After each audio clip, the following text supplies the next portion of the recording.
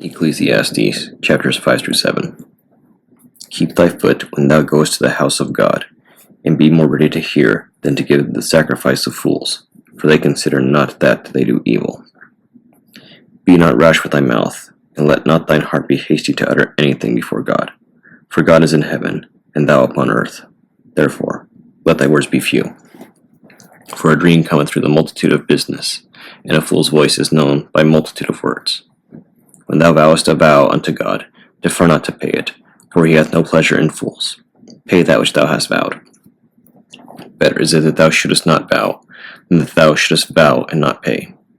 Suffer not thy mouth to cause thy flesh to sin, neither say thou before the angel that it was an error. Wherefore should God be angry at thy voice, and destroy the work of thy hands? For in the multitude of dreams and many words there are also divers vanities, but fear thou God.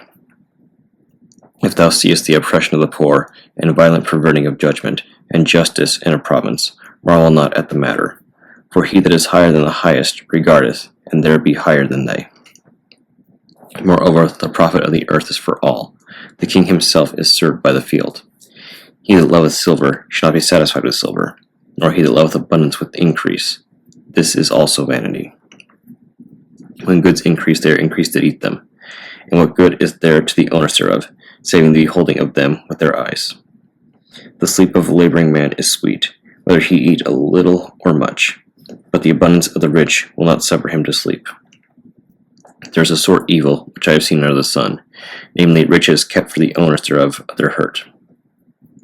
But those riches perish by evil travail, and he begetteth a son, and there is nothing in his hand.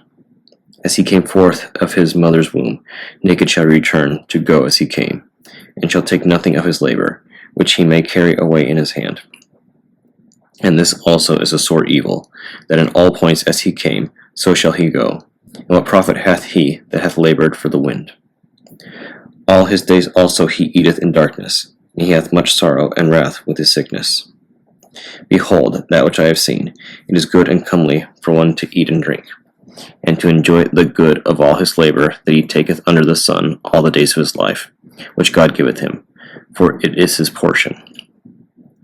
Every man also to whom God hath given riches and wealth, and hath given him power to eat thereof, and to take his portion, and to rejoice in his labor, this is the gift of God. For he shall not much remember the days of his life, because God answereth him in the joy of his heart. There is an evil which I have seen under the sun, and it is common among men. A man to whom God hath given riches, wealth, and honor, so that he wanteth nothing for his soul of all that he desireth, yet God giveth him not power to eat thereof, but a stranger eateth it. This is vanity, and it is an evil disease. If a man beget 100 children, and live many years, so the days of his years be many, and his soul be not filled with good, and also that he have no burial, I say that an untimely birth is better than he. For he cometh in with vanity, and departeth in darkness, and his name shall be covered with darkness.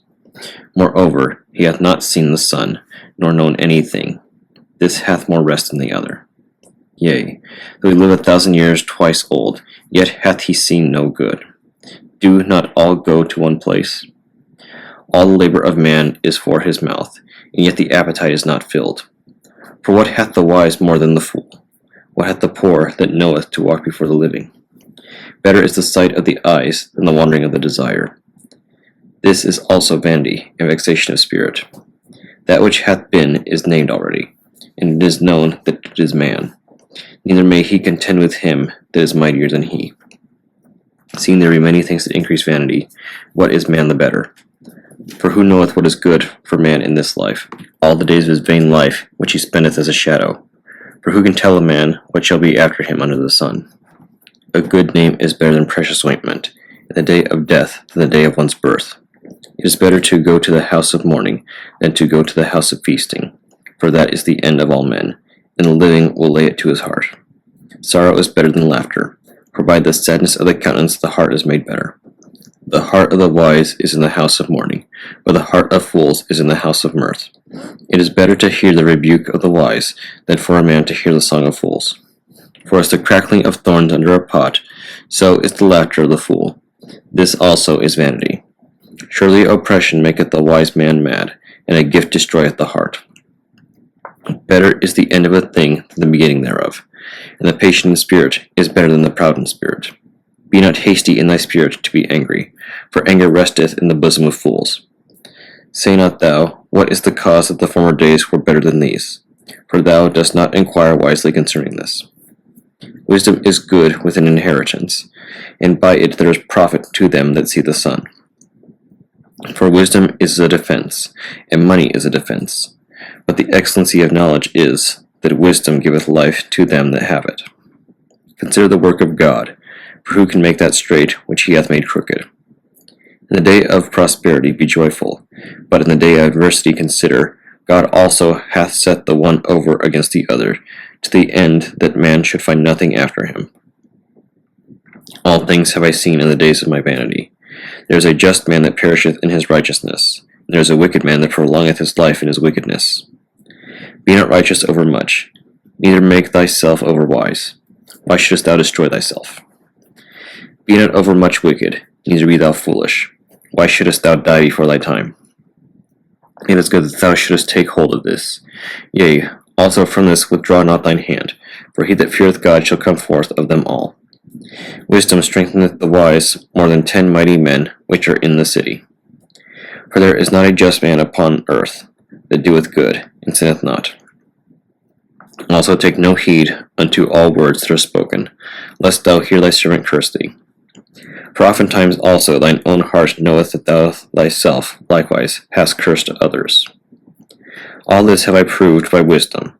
I said I will be wise, but it was far from me. That which is far off and exceeding deep, who can find it out? I applied mine heart to know, and to search, and to seek out wisdom, and the reason of things, and to know the wickedness of folly, even the foolishness and madness. And I find more bitter than death the woman, whose heart is snares and nets, and her hands as bands. Whoso pleases God shall escape from her, but the sinner shall be taken by her. Behold, this have I found, saith the preacher, counting one by one, to find out the account.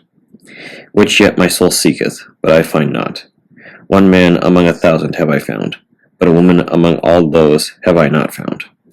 Lo, this only have I found, that God hath made man upright, but they have sought out many inventions.